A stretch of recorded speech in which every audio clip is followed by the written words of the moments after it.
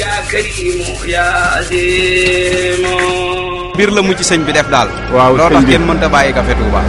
café Touba neex na te day joxe sawate ñun moom dañ koy naan suba ngoon. ak café Touba xewal rek. ànd ak formation. man day sama côté di ma koy defaree. man bu ma ko jëndee. fekkee café gu xaw a tilim naa ko soog. si bat ko ba mu set mu weer ba mu fenn ma saaf. nga jël sa toqo su set bu taxee nga raxas ba mu set bu tax ko nga jël sa café nga dëbbu segg ba fu fooraay bi fu sa ndox yem ci yow man noonu laa koy defe ban. Dans le voyage que nous comptons faire à la graine de café, un passage obligé est la ville sainte de Touba.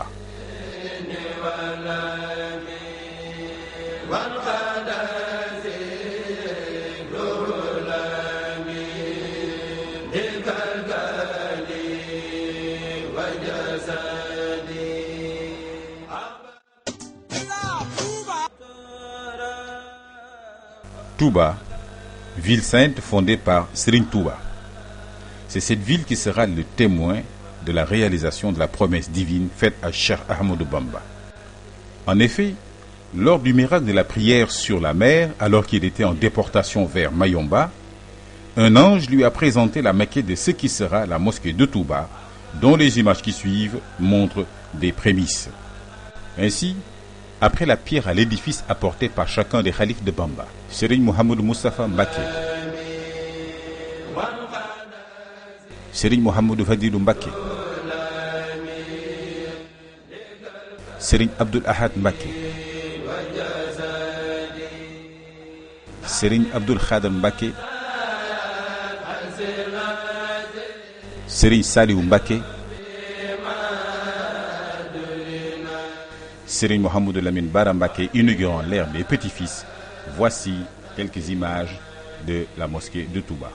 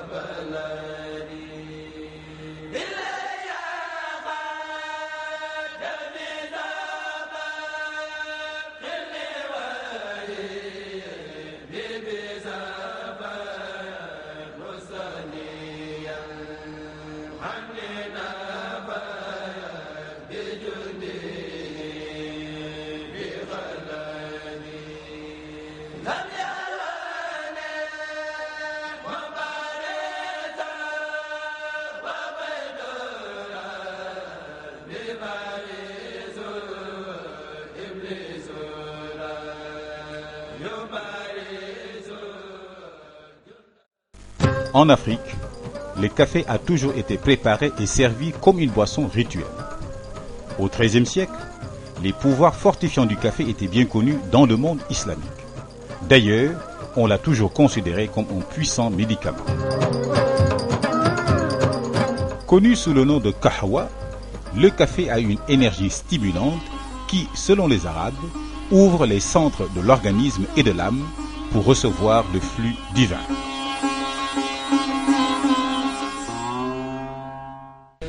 Quant au café Touba, il a une place très importante dans le mouridisme.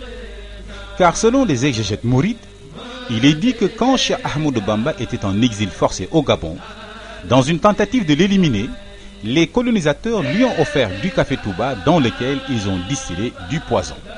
Toujours selon l'exégèse mouride, quand le cheikh était sur le point de le boire, Allah lui a envoyé l'archange Jibril pour l'informer de ne pas y toucher. Cheikh Ahmadou Bamba a dit à l'archange Jibril de dire à Allah qu'il boirait le café puisque lui est son protecteur. En récompense à cette marque de foi, Allah lui a dit qu'il bénira ce café pour toujours, avec sa compassion, ses conseils, son soutien et son assistance.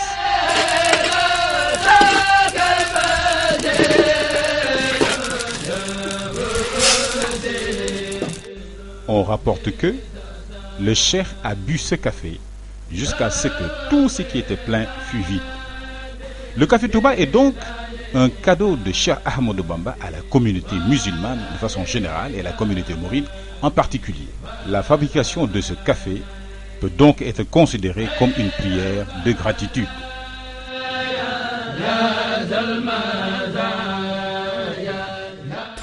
Le cérémonial du café Touba consiste à rôtir, à griller du café en grains mélangé avec une épice plus connue sous le nom de djar en wolof, ou de son nom scientifique et botanique, Xylophia aethiopica. Xylophia aethiopica. Nous y reviendrons. Cette épice, connue pour ses valeurs médicinales, crée l'équilibre dans le café Touba, comme le font le yin et le yang dans la philosophie orientale.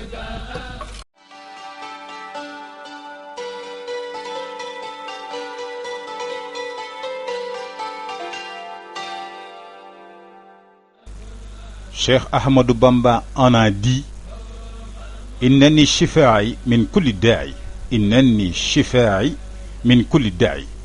C'est-à-dire, c'est un remède contre tous les déséquilibres. Une fois torréfié, il sera moulu, filtré et servi.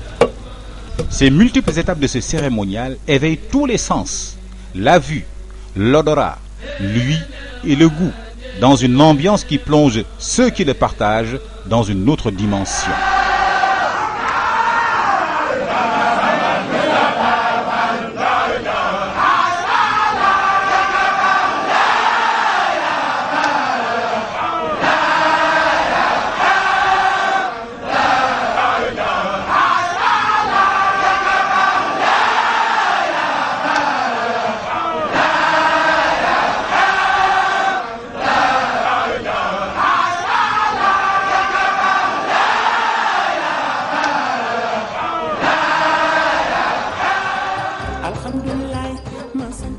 Le djar, en wolof, ou de son nom scientifique, Xylophia aethiopica, de la famille des Anonacées, est une espèce couramment utilisée en Afrique tropicale comme épice et pour les vertus médicinales de ses fruits et grains. Le djar est encore appelé grain de sélim ou kili, piment noir de Guinée ou poivre de Sénégal. Originaire de l'Afrique tropicale, on retrouve le djar ou grain de sélim de l'Éthiopie jusqu'au Sénégal. Son goût est un mélange de cubeb et de noix de muscade. Elle se présente sous la forme d'un haricot plat, laissant deviner la forme des graines, 5 à 8 par haricot, de couleur brun-noir, de 3 à 5 cm de longueur et de 6 mm d'épaisseur. Son usage est fréquent dans tous les pays où l'on retrouve cette plante à l'état sauvage. Dans un premier temps, il a été réalisé une étude anatomique poussée des fruits et des grains. L'examen de plusieurs séries de coupes anatomiques, observées au microscope optique et électronique, a permis d'élucider la structure interne du fruit et de la graine du djar. L'appareil sécréteur d'huile essentielle du djar a été décrit précisément et plusieurs caractères anatomiques des graines ont éclairé les liens phylogéniques au sein du genre Xylophia. Par phylogénie, il faut comprendre l'étude de la formation et de l'évolution des organismes vivants en vue d'établir leur parenté.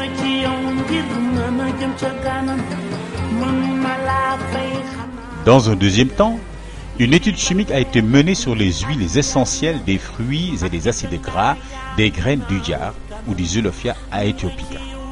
L'analyse de la composition chimique de ces huiles essentielles par chromatographie gazeuse couplée à la spectrométrie de masse a débouché sur l'identification d'une quarantaine de constituts. La présence d'une grande variété d'œdémols constitue un caractère original de la famille des Anonacées et a permis un repositionnement phylogénique du Xylophia aethiopica, le djar.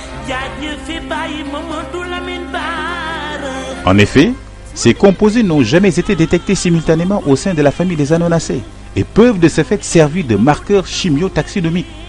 L'analyse des acides gras des graines de djar confirme l'absence de composés toxiques, justifiant ainsi l'utilisation courante des fruits dans le domaine alimentaire. Les vertus curatives du Xylophia aethiopica sont justifiées par le pouvoir antimicrobien des fractions oxygénées et hydrocarbonées,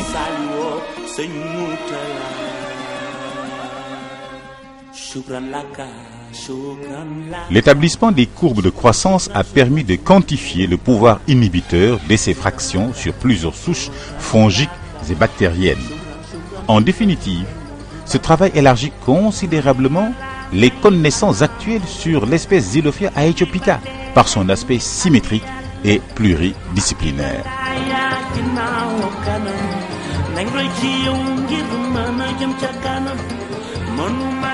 À l'ITEA, l'Institut des technologies alimentaires, sous la direction du Dr Cherbey, du Dr Latsuk Tunkara et du Dr Ababakar Sedir Ndoye, le pôle de technologie agroalimentaire a développé une nouvelle utilisation du café touba sous forme de poudre instantanée.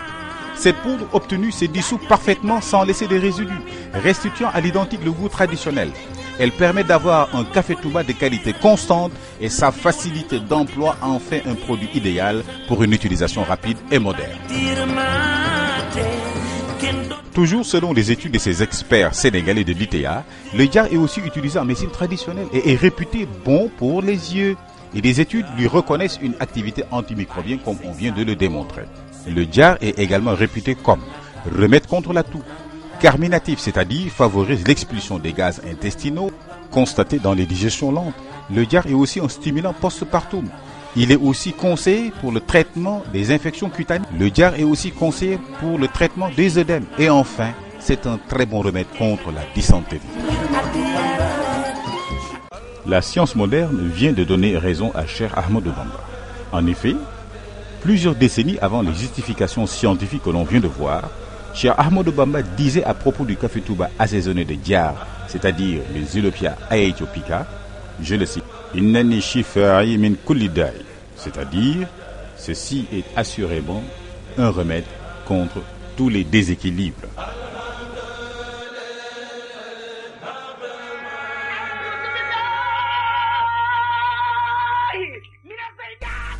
Après 1927, année du rappel à Dieu du Cheikh Ahmadou Bamba, une grande récession économique accompagnée d'une crise semblable à celle que nous vivons présentement en cette année 2009 s'est emparée de toute la planète, à plus forte raison des colonies d'Afrique noire françaises, dont le Sénégal.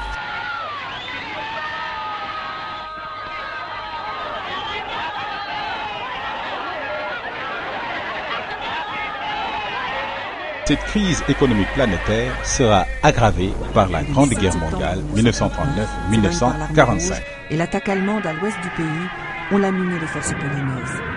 Pourtant, une partie de Varsovie tient toujours.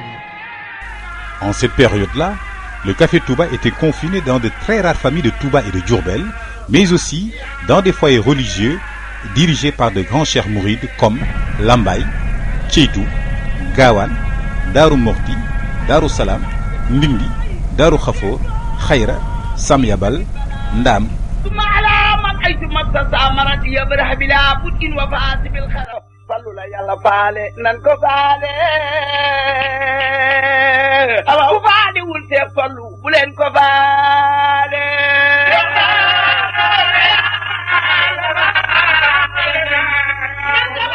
Ensuite est venue la période faste des années du khalifa de Serigne Fallou Mbacké, avec l'aisance, la richesse qui se faisait voir dans un Sénégal où le café toubab, entendez par là le café soluble, par la facilité de préparation qu'il offrait, avait définitivement supplanté le café touba. En 1973, 5 ans après la disparition de Borom Ndindi Khayra, Serigne Fallou Mbacké, le premier choc pétrolier, avec son lot de crise économique et de raréfaction des ressources financières, a montré une autre formidable capacité d'adaptation de la communauté mouride sous la houlette, cette fois-ci, du vénéré Cheikh Abdoul Ahad Mbacké.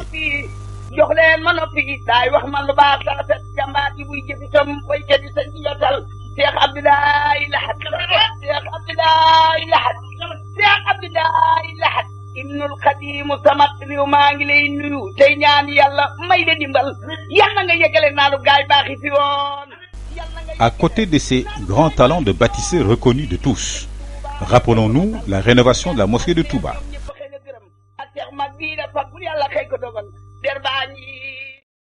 L'autoroute de Touba, Aïnou Rahmati de Touba,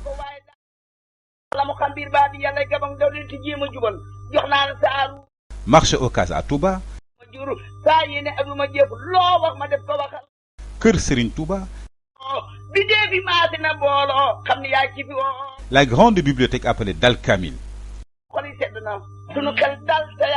Serigne Abdoul Ahad a aussi exhumé et remis au goût du jour le café Touba dans une socialisation sans précédent de ce produit qui a rendu jaloux bon nombre de grands publicistes du monde occidental. Assalamu alaikum wa rahmatullahi ta'ala wa barakatuh. Yéen bokki taalibe yi maa ngi leen di nuyu di leen sant di leen gërëm bëgg a waxtaan ak yéen ci yetti fànn. C'est d'ailleurs dans les grands moments de télévision et de communication comme celui-ci auquel il avait habitué toute la Oumma islamique qu'il a définitivement implanté le café Touba dans les bonnes mœurs socio-économiques des Sénégalais. D'ailleurs, le grand chansonnier, compositeur, philosophe Ndiaga Mbaye ne disait-il pas en wolof borom warga borom café boo weddee mu def suukar. Autrement dit, après le café et le thé, certes, il est prêt pour la conception du sucre. Voilà Serigne Abdoul Ahad Mbacké.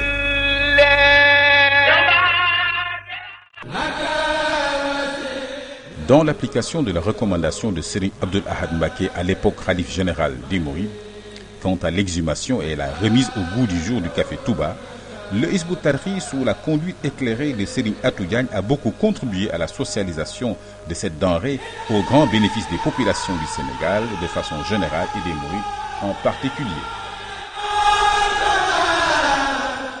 Le Hizb ut-Tarqiyyah a beaucoup amélioré la conservation du café Touba, moulu dans des sachets stérilisés, et ont de plus en plus poussé cette socialisation du café Touba jusqu'à une industrialisation comme le montrent les images qui suivent.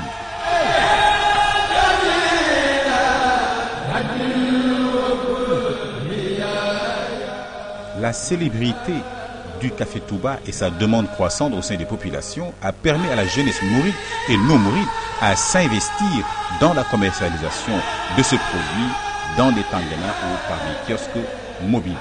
On inaugure ainsi le café Touba comme étant un moyen de lutte contre la pauvreté et le non-emploi des jeunes. café gi fa mu tàmbale woon ak léegi fi mu agsi ku ne gis ne jéego yu mag yi mu def loolu lépp li ko waral du dara lu dul Serigne Touba mi nga xam ne moom lañ ko dippee ba tax na ndaw ñu ci bari tamit am na ñoo xam ne daaw ñu ko woon naan waaye dem nañ ba fi ñu toll bokk na ci li boisson bi ñuy gën a consommer fi ñu toll ci Sénégal ko café Touba. ba ci soror bi ci laa fixé thermos bi nga xam ne moom mooy conserver café gu tàng donc fii la thermos bi logé léegi kii mooy bunt bi nga xam ne mooy tëj thermos bi su fekkente ne maa ngi sori daal léegi su may jaay damay ubbi nii rek léegi jël kaas bi xel li daal lay jox fii ci biir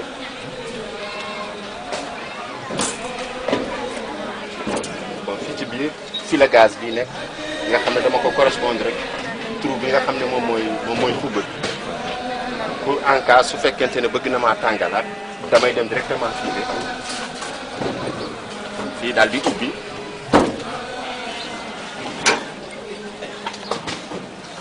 bon léegi sama gaz nag ci biir ma taal léegi mën naa continuer jaay ba nga xam ne li ma soxla am naa ko ci ma transvasé ko def ko ci thermos bi.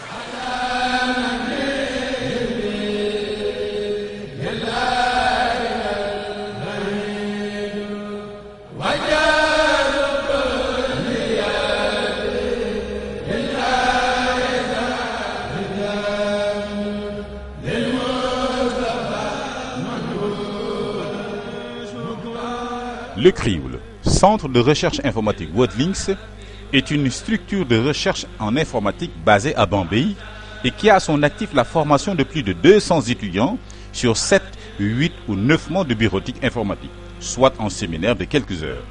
Ces étudiants proviennent de tous les secteurs d'activité, ingénieurs, ménagères, enseignants, élèves et étudiants.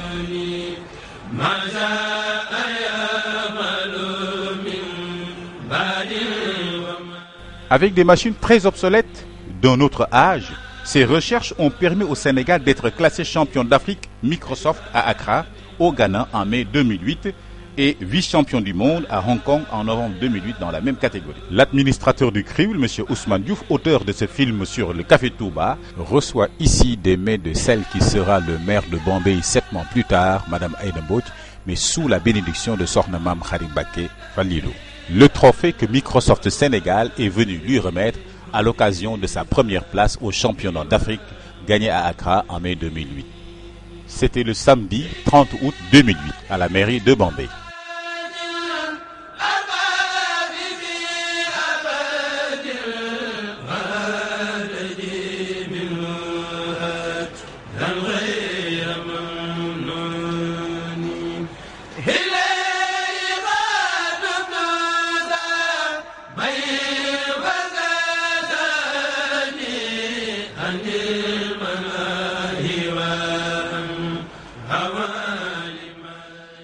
À Hong Kong, le Sénégal, par les travaux du professeur Ousmane Diouf, s'est classé avant les pays suivants: États-Unis, Angleterre, Allemagne, France, Italie, Canada, Japon, Russie, Chine, Autriche, Australie, Belgique, Brésil, Bulgarie, Afrique du Sud.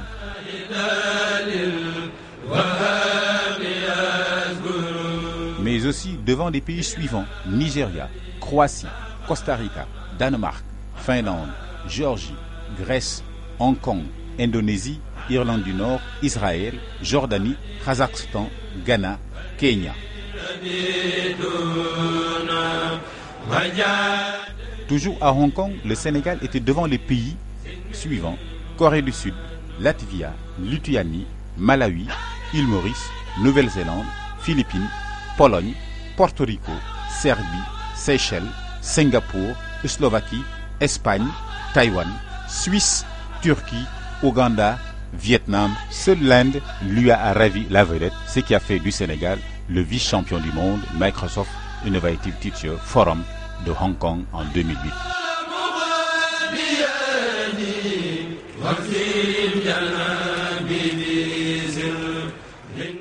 Dans le cadre d'une convention de partenariat entre Microsoft, représentée par son président et architecte en chef Bill Gates, et Koichiro Matsuura, directeur général de l'UNESCO, il fallait opérer un choix de chercheurs et d'enseignants suffisamment engagés dans la diffusion du savoir informatique partout dans le monde. C'était le mercredi 17 novembre 2004 au siège de l'UNESCO. Ainsi, au mois de mars 2007, le Sénégal, par les travaux du professeur Ousmane Diouf, auteur de ce film sur le Café Touba et administrateur du crible, a été choisi à côté de 3 autres pays africains, le Burkina Faso, le Gabon et l'Afrique du Sud, à côté de 200 autres chercheurs provenant du monde entier pour recevoir le grade de Microsoft Innovative Teacher. C'était à Paris au mois de mars 2007.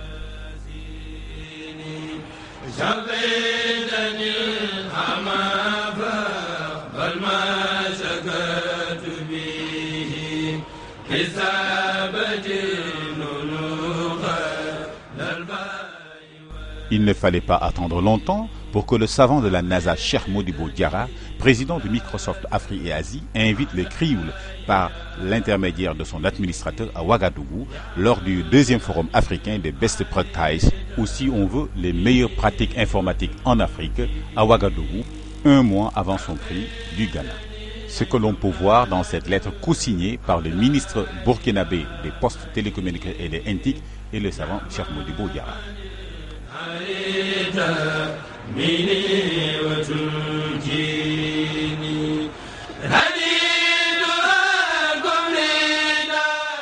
Tous les déplacements de l'administrateur du crible à travers le monde ainsi qu'une bonne partie de ses recherches sont prises en charge par Microsoft, qui a en outre subventionné une bonne partie de la formation des étudiants, ce qui a rendu les cours de Microsoft du crible très accessibles.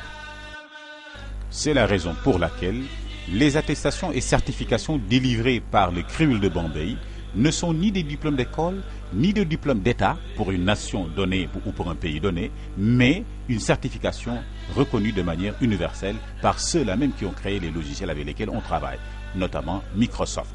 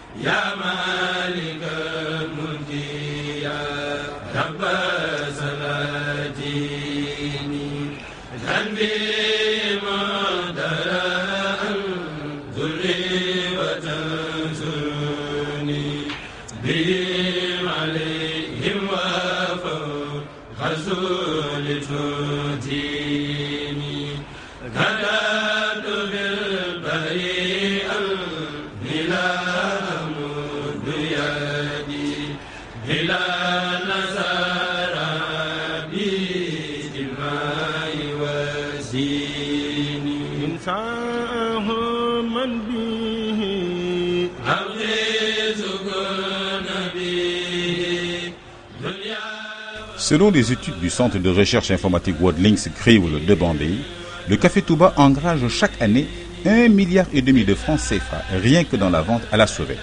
Et pour ce qui est de l'industrialisation du produit fini, nous avons estimé le chiffre d'affaires à 3 milliards de francs par an. Et ces chiffres sont en nette progression de 5% par année.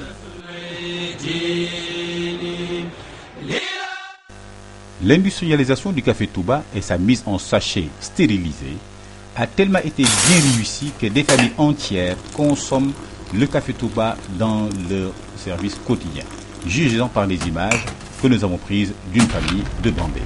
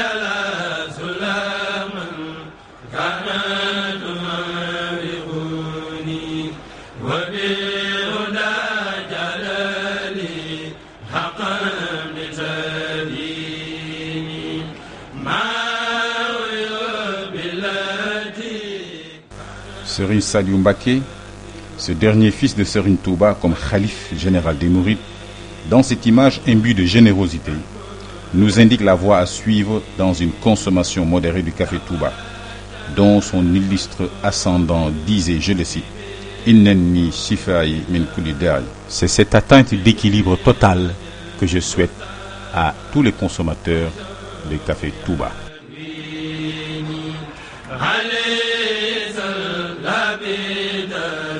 Limin